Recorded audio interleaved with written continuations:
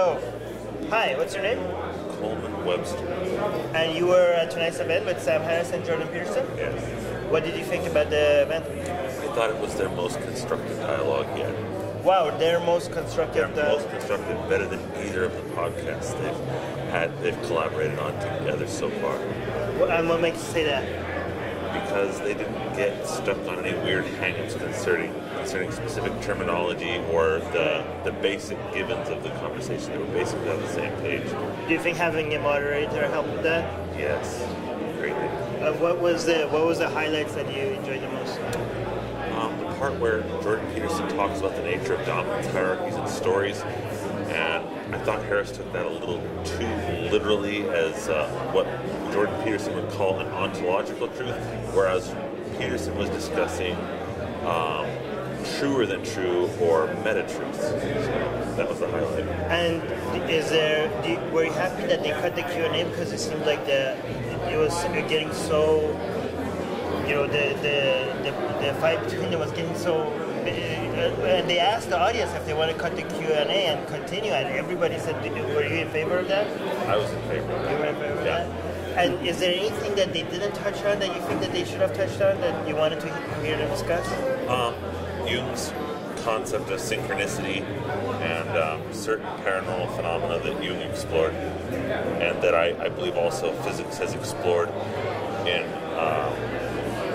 the quantum mechanical concept of the observer effect. I think that should have been covered, but that's also just me.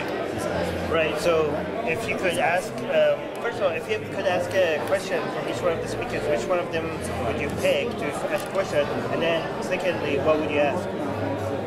Well, I would ask, based on having read his blog, what Harris thinks of certain paranormal studies involving the observer effect in quantum mechanics. And then I'd ask Peterson about his remarks concerning different men's groups on YouTube. Why are you interested in that? It's political leanings mostly. I think Peterson is very important to a lot of young men right now because he inspires them, and he started with the symbolic act of cleaning one's room. Right. And what do you think about the people that think that he's having a negative effect on them?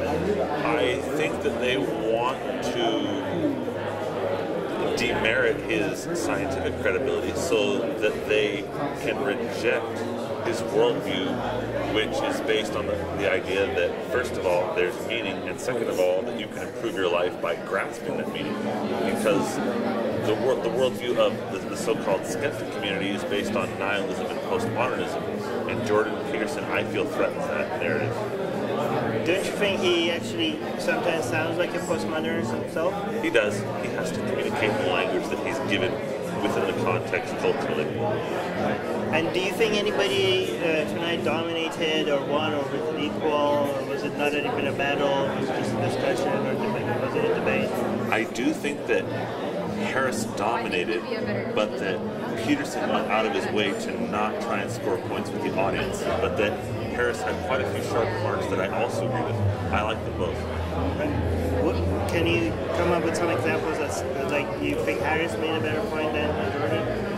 He helps Peterson keep his arguments grounded in facts. Peterson can become a little esoteric.